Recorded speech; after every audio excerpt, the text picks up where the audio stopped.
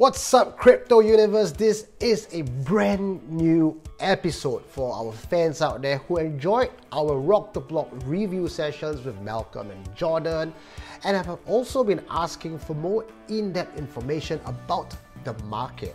And for this series of cryptocurrency and blockchain news, I have a very special guest with me, Rob from Radical Finance, who will be a regular face on this show, giving you news every fortnight and covering a topic that will be meaningful to you guys who are already in the industry looking for more information.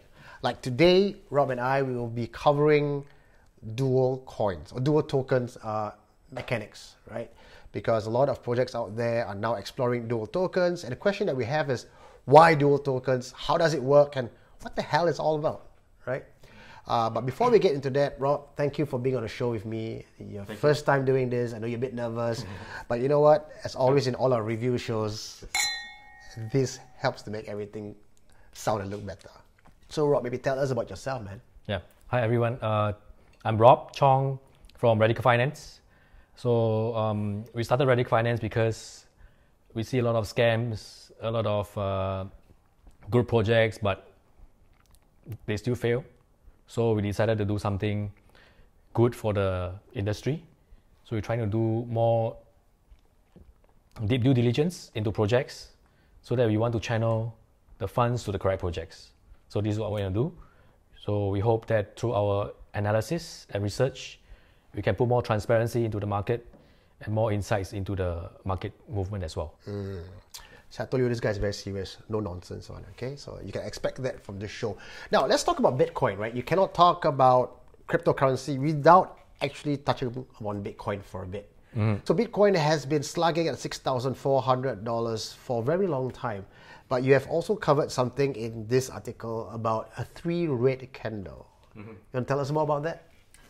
Okay, for Bitcoin, I'm a Bitcoin believer. So there's a few characteristics of Bitcoin that I think is imperishable, more than a lot of the other cryptocurrencies. So for this Bitcoin and 3 red candles, okay, normally we don't see 3 red candles simultaneously together in a single chart, okay. So from the last time we saw this is 2015, and after that we see a bull run after that. Yeah.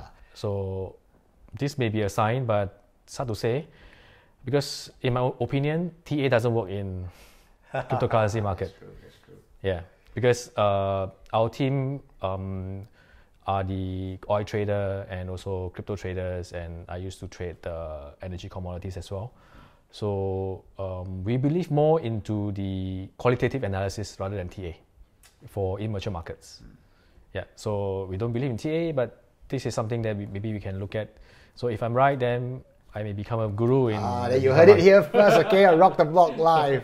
But I mean, also, if you look at the news and the fundamentals of it all, a lot of the news are actually gearing towards prepping for a bull run. And many of us in the crypto field believe that December, January, we might see a breakout. I know some people who are also skeptical actually said it's going to take longer than that, but they mentioned that it might be at least mid-2019. So even the naysayers are not saying that this is going to be a bear market for a long period of time or Bitcoin is dead. Everyone is just looking at 2020, 2019. But the 3 red candles would, like you said, give us a little bit of motivation that the bulls are coming back. Yeah. So normally if the prices end a little bit lower at the end of the month, we may be looking at a better month next month in December. Just buy now, consolidate, right? I mean, sidetrack a little bit. I bought Bitcoin at 2008, so I'm not a loser. Yeah, that's right. I think most of us who came in before the 6,000 mark, as long as you hold it, you're fine, right? And speaking of Bitcoin, you can't talk about Bitcoin without talking about Ethereum. And Ethereum, from a high of 1,004 in the heydays, it's now languishing around at $200 range. That has affected miners who are mining using GPUs, and it's no longer profitable to mine Ethereum. Many have actually stopped mining entirely altogether. In fact, the whole craze of buying graphic cards has kind of now waned off already. Okay, we have been monitoring Ethereum dominance for a couple of months. So this is an indication we always look at to see whether the adoption of Ethereum, is it still there as a second in the market? Okay. Because Ripple is following very closely behind at just 1% away from Ethereum dominance, which is about 8.9%, where Ethereum is about 9.9%. So just 1% away. So we may see that Ripple may take over as a second place for a relative long period. Yeah. No, we even covered this in our Ripple review. We talk about which are the coins that will unseat Ethereum as a number 2 coin, right? And Ripple has done that a couple of times. Yeah. And then just as they get a little bit cocky, they go back down to the 3rd position again. But the point is, right now, a lot of people are not holding on to their Ethereum. Is that a worrying trend, you think? I should say at this point of Ethereum dominance, people are not that willing to hold on to Ethereum because it's no longer as profitable as before. But I should say that a lot of developers are still using the Ethereum network to develop tools. So the adoption is still there. How it's going to happen is all up to the community. Speaking of Bitcoin, this is Bitcoin 10-year anniversary. Satoshi Nakamoto in 2006, 10 years ago on 31st of October, launched its Bitcoin white paper. 2008, sorry, you're right, 2008 launched its Bitcoin white paper, 31st October.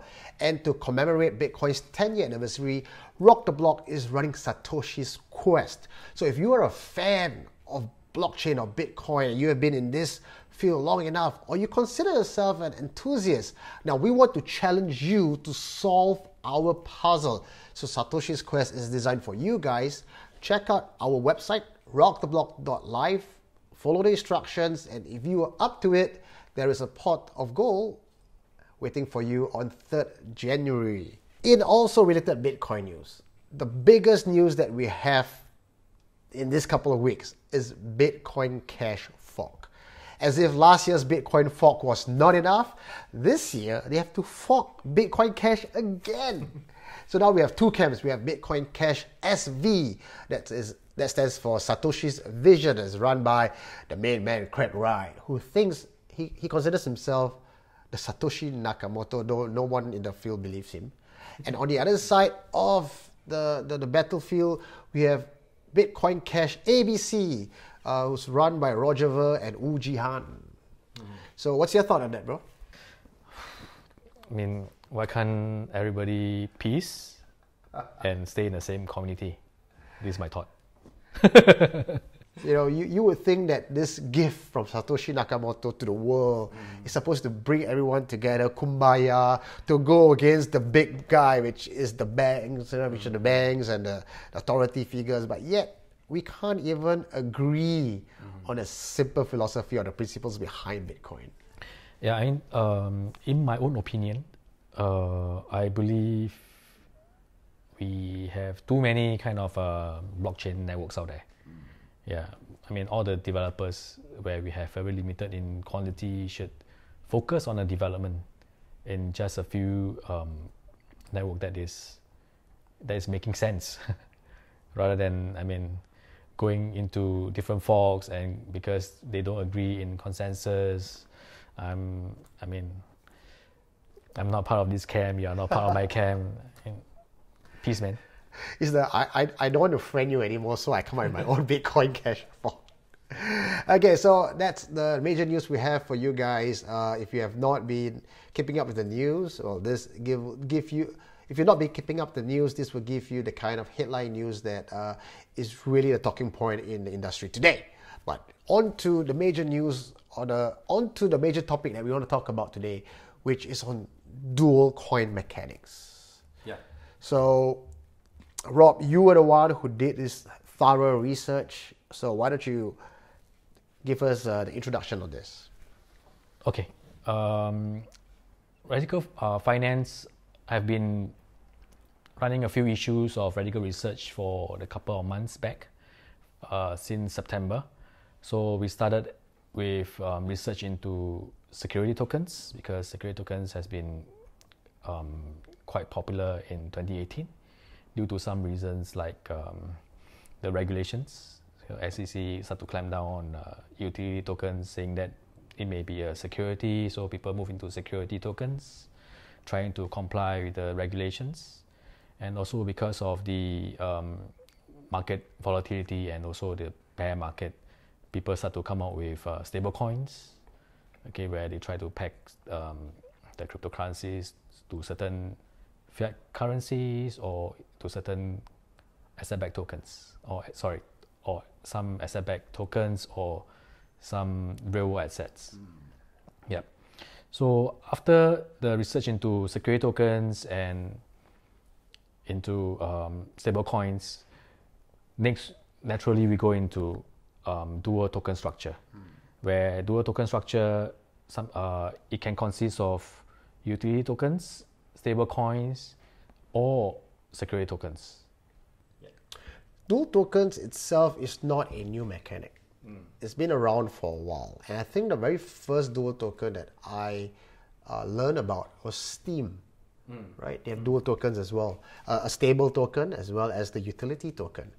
But back in 2017, the world was going crazy with utility token, primarily because going with the utility token route allows them to masquerade as a security token but not get sanctioned by SEC, right? Which at that point of time, if you have anything that smells like security, meaning you give dividend back to your investors, or there's some form of earnings, or is backed by your company's performance, you're going to get shut down. So most of the companies actually design a utility token, but when you look at it, it's just trying to shoehorn a security token type of play, but calling it utility token. And most of these projects really don't have that kind of very slick design for the utility, and it really sounds like traditional project, slap on a token, go out to market, raise funds.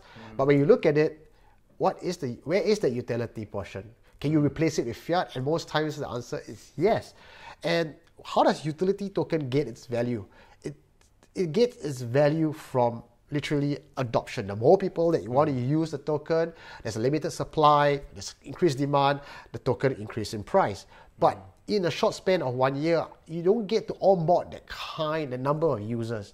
And then it just becomes a very speculative play. So I buy a token and I hope some other idiot down the line will buy it at a higher price, and then I sell. But of course, in 2018, we know all that has gone up the wazoo, and it no longer work. So legit or more legit projects these days actually come up and embrace the security portion and say, okay, look, we're not going to hide it. We do want to raise funds for capital, working capital. And we also have tokens that you can use if you want to be a user. And that's really how the concept of dual token actually start to evolve and become a bit more mainstream. So on one hand, if you're just a supporter, you can buy onto the security token side of the project, where you give them the money, they use it to, build their business. But of course, if as a security token play, you have all your rules governing that token.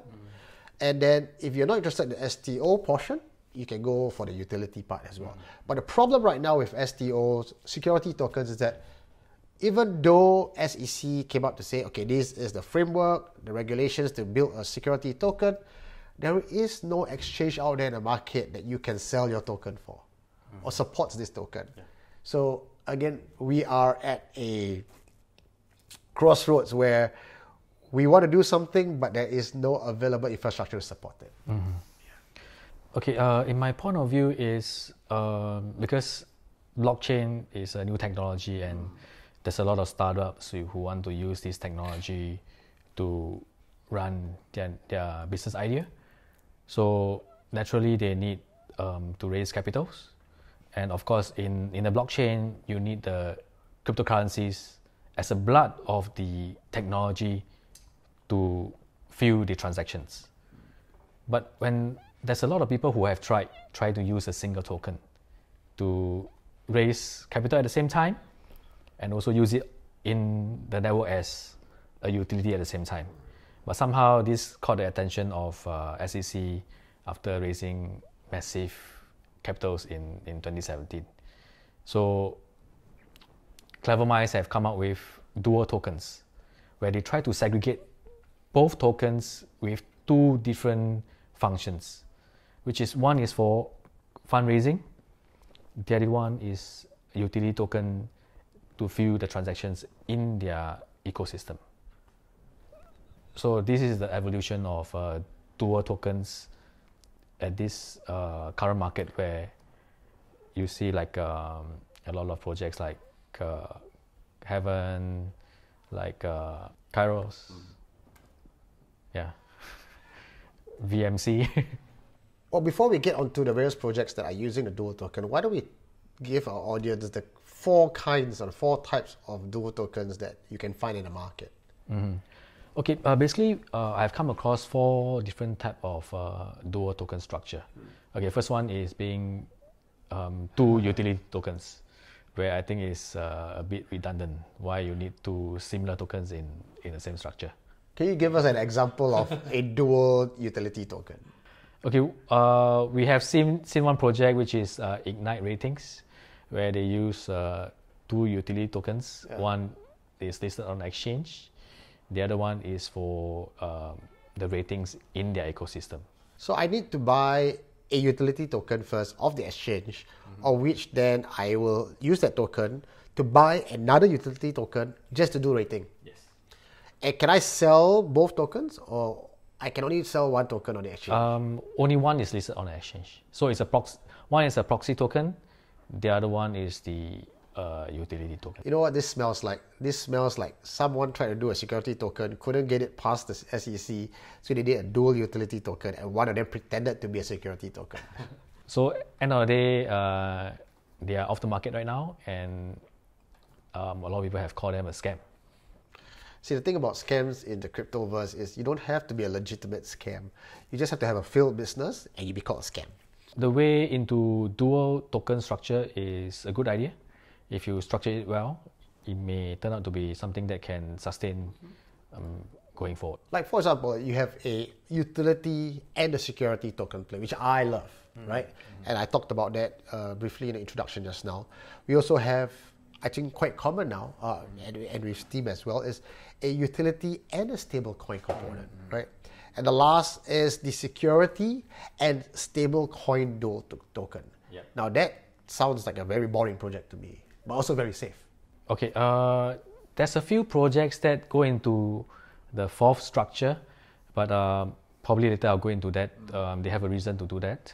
Okay, for the utility and security tokens, of course, they want to raise money at the same time and also want to have a utility token in their ecosystem. Okay, so it makes sense to have both as in a single structure. Okay, the third one is utility and stablecoin. So utility and stablecoin, what they want to use this type of structure is in a commerce platform, e-commerce platform, so that they have a stablecoin to circulate in their payment system, like a POS, you know. Because if it's a commerce system, you definitely you cannot have a fluctuating price token. Oh, I want to buy this today. I want to do a posting for this parcel today. Oh, today is $2. Tomorrow, $5. What? Yeah, so that's where the stable coin comes in. Yep. So a lot of times, because stable coin is something that you don't really get returns because the value is fixed. That's why you have a utility token to incentivize the people or the holders of the stable coins that try to maintain the price of the stable coin. So utility token is a token that incentivizes the person that the community that keeps the price of the stable coin stable. So I've got a question, Rob. Yeah. If stable coins are not meant to fluctuate, it's not meant to increase, why would people then want to invest in stable coins? In the last 3 months, stable coins were the talk of the town, right? With Paxos, with Winklevoss Twins, Gemini Coin, Circle's stable coin, and you have all these capital houses coming in to invest in this project. Where's the returns? Okay, good questions. So a lot of time is it's like the central government. Okay, you try to print money, so which means you try to generate tokens, and you tell the public that you have the same amount of tokens that you generated in the reserve. Okay, so for example, USDT Tether, what they try and do is, or probably I say, I've printed X amount of tokens, but a lot of people, are in doubt that they have the same amount of reserve. The amount of, because USDT is supposed to be backed by US dollars, so every US dollar, every Tether out there in the market should be backed by a US dollar in a vault by USDT somewhere. But USDT have came out to say, no, we're not going to get ourselves audited. Just trust me, we have the money. It's all okay, right? And so today, we just have to take their word for it. Why would companies want to invest in stablecoin?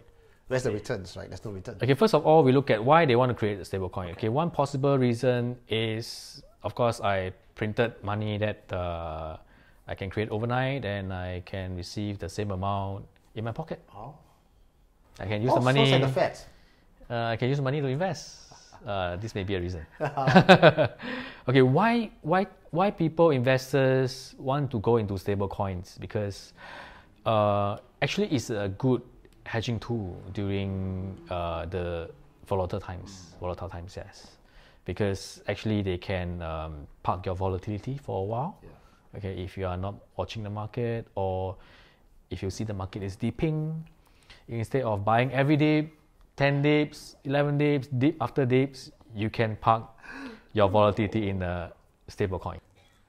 Okay, so we talked about dual coins and the benefits of dual coins, where it gives the project founders a chance to raise working capital using the security part of the tokens, and as well as giving users the utility token to actually use the project. So that's a very nice balance out there, and definitely a mature move in the market, moving out from 2017 into 2018. So again, we always look beyond. In this series, we want to look beyond trends, beyond what's happening today. So is this something that we should be concerned about? Is this a new trend that might potentially be dangerous? Are there any risks we should know about? Initially, I tried to break down dual tokens and see what are the risks involved in it. But after that, I realized, okay, dual tokens is quite a brilliant idea in a sense that it has different functions in a single token. But there is still risk in the dual tokens. Okay, for example, regulatory risk. Okay, because since one of the two dual tokens can be a security token, so it is still under the security laws. So currently, many jurisdictions doesn't have a clear regulation on security tokens, but going forward, there may be new security laws on these tokens. Then there may be changes. Okay, then dual tokens may need to change in a way. So, okay, second thing is liquidity risk. Okay, so dual tokens try to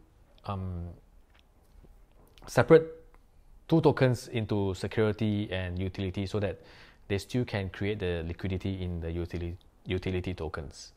But the holders of the security token supposed to get returns.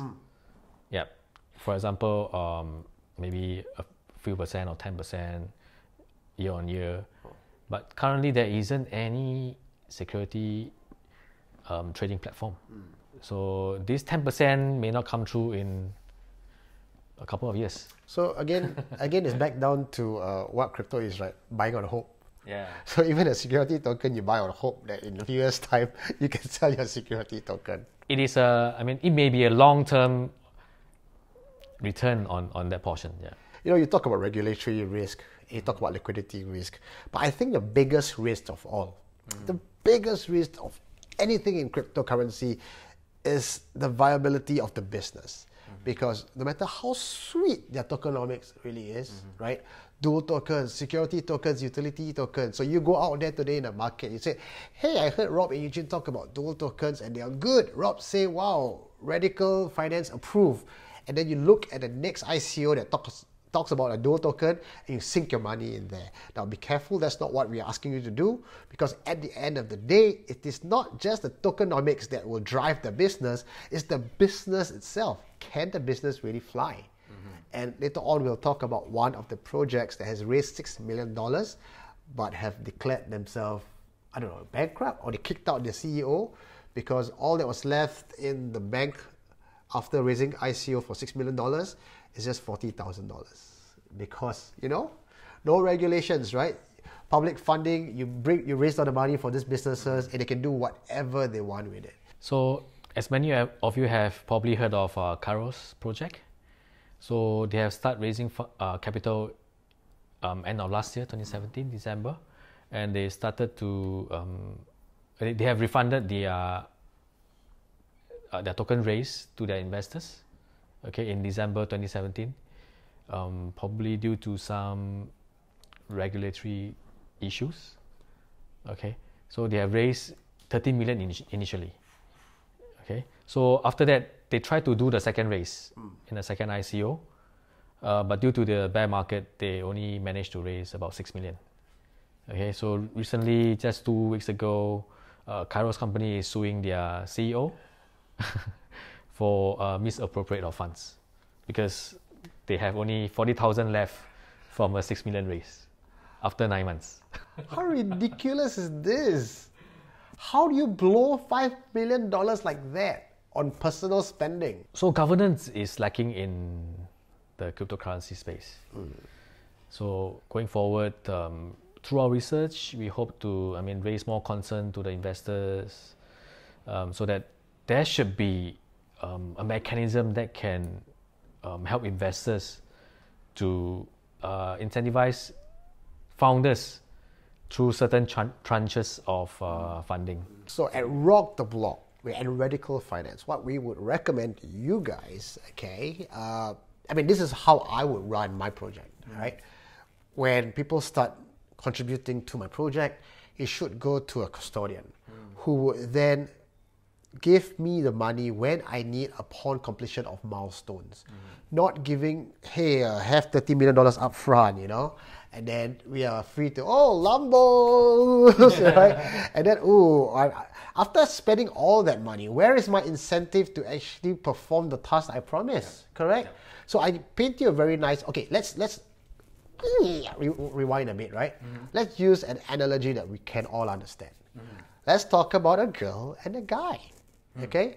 So ladies, if you're watching this out there, if I am a nice, charming young man, you know, and I walk up to you and I said, I will promise you a nice, beautiful house. I promise to be faithful, fully committed, and I'm going to marry you someday. But right now, I want you to be a freak in the sheets, right? Before even committing to you, giving you any status, I want to enjoy everything about you first. Would you believe me? Would you spend the night in my room tonight and taking all that I promised you at face value?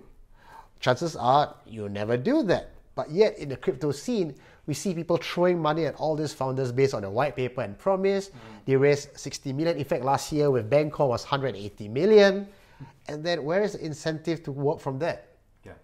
So that is a major problem in the industry today. So to conclude today's, we have some more to talk about, but at least to talk about the tokenomics model, the dual token is something we want to bring forth, and we agree that is really a good tokenomic model to follow. So if you guys are watching this and you are project founders, this is something to take note of. Second, before anyone can call you out, in fact, it'd be good for us as crypto people to, in fact, take the matters into our own hands, find a custodian, put the money there, get investors to invest into that pool, and then earn our rights to dip into that pool when the time is right. If you can put that on the table, even if you have just a project idea and not actually a full working prototype, something in the works, people will still be comfortable enough to take their risk on you because they know that if you screw up, hey, the money's not gone forever. Since we are talking about a decentralized economy, I believe that some examples from the traditional capital markets we can duplicate a little bit is using a third party. A third party doesn't mean it has to be a financial institution. It can be the community, right? Where we have our business because of the community. So there should be the third party that watching over us. Okay, they should be the community that give us the consensus to do what we're supposed to do. And of course, we can use technology to do that as well. We can use a decentralized escrow. Oh yeah. Yeah. A smart contracted, just lock the tokens. You don't even need a custodian for that. What am I thinking about? This is a decentralized economy. So not necessarily we need to have middlemen in this structure, but we can do it in a decentralized way. Totally, man, Rob. You know what? You're too kind. I just went back like 10 years on the whole description of using a custodian and everything. Yeah, but there's a lot of ways we can do that, yeah. Yeah, man.